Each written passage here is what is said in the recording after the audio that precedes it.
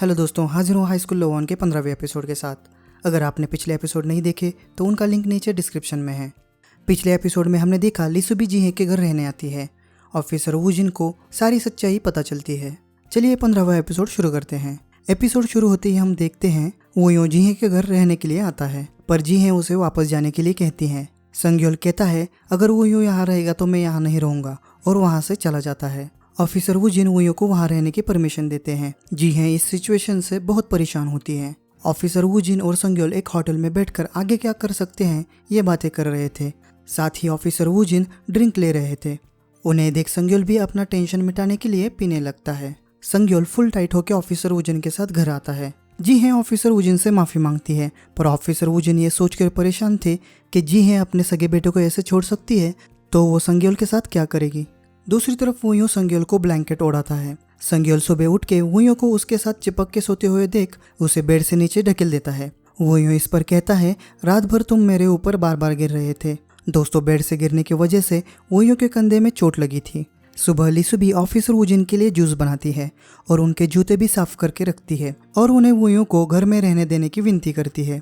अगले सीन में officer Woojin और संग्योल ब्रेकफास्ट कर रहे थे। ऑफिसर वूजिन संग्योल को वूयो के साथ फिर से दोस्ती करने के लिए कहते हैं, पर संग्योल वूयो मेरा दोस्त नहीं है कहता है। दूसरी तरफ जुआ को शॉप का मालिक काम से निकाल देता है और उसे उसकी तनख्वाह भी नहीं देता। इस बात से जुआ परेशान थी।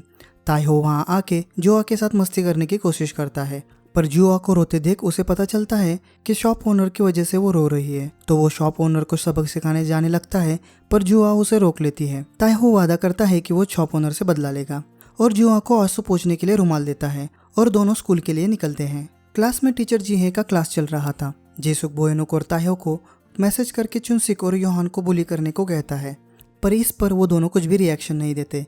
तो जेसुक उन्हें फिर से मैसेज करने लगता है, तभी टीचर जीहे उसका मोबाइल जब्त कर लेती हैं। इस बात पर जेसुक को बहुत गुस्सा आता है और वो सब क्लास के सामने टीचर जीहे को पूछता है कि आप और जेसुक एक ही साथ रहते हो, आप दोनों का रिश्ता क्या है। सारा क्लास यही पूछने लगता है।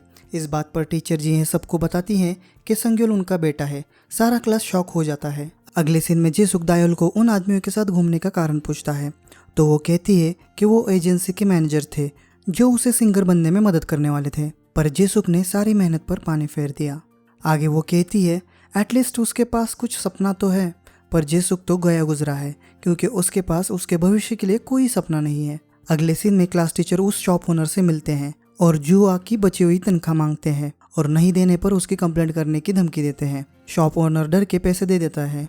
दोस्तों, क्लास टीचर स्कूल में ना होते हुए भी उनके स्टूडेंट पर ध्यान रख रहे थे। दूसरी तरफ जीहे ऑफिसर वूजिन को बताती हैं कि उन्होंने लोन लेके वूयो का रेस्टोरेंट और घर गुंडों से बचा लिया है। इस पर ऑफिसर वूजिन बहुत गुस्सा होते हैं और कहते हैं और क्या क्या छुपा रखा है तुमने, एक बार भी पूछा नहीं, और गुस्से से घर से निकल जाते हैं।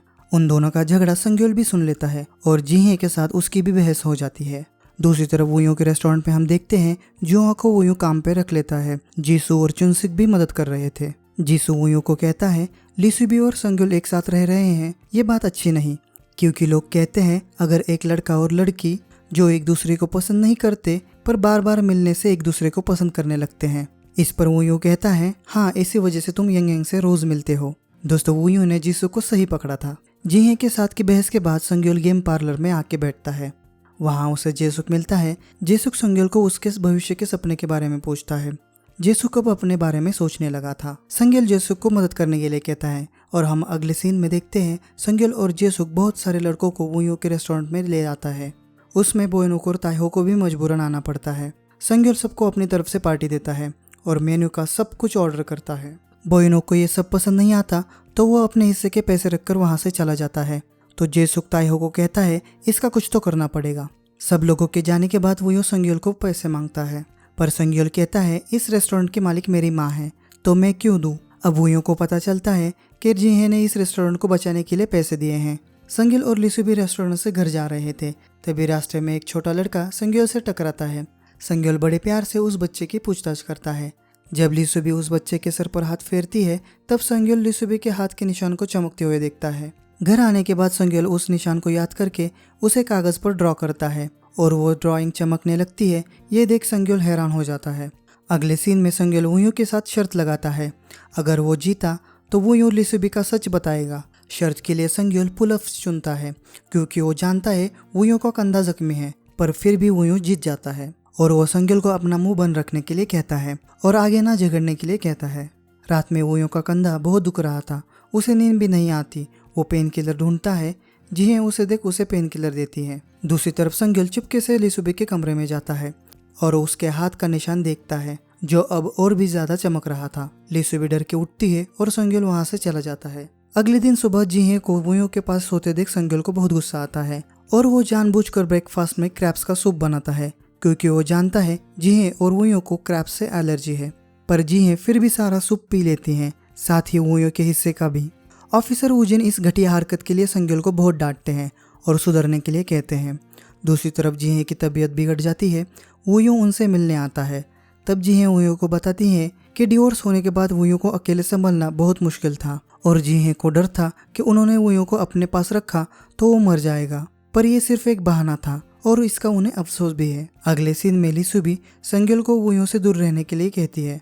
दूसरी तरफ वुयों लिसुबी को ही ढूंढ रहा था। संग्योल लिसुबी के पास आने लगता है। लिसुबी उसे दूर रहने के लिए कहती है। संग्योल उसका हाथ पकड़ लेता है। लिसुबी के हाथ का निशान अब बहुत चमकने लगता है। संग्योल लिसुबी को पूछता है, तुम क्या हो, क्या छुपा रही हो? संग्योल लिसुबी को पूछने जा रहा था, क्या तुम एंजल हो? पर वुयों संग्योल के एंजल शब्द कहने से पहले ही उसका मुंह बंद करता है और बहुत तेज रोशनी होती है और एपिसोड यही खत्म हो जाता है। क्या अब लिसुबी हमेशा के लिए गायब हो जाएगी? जानने के लिए मिलते हैं अगले एपिसोड में।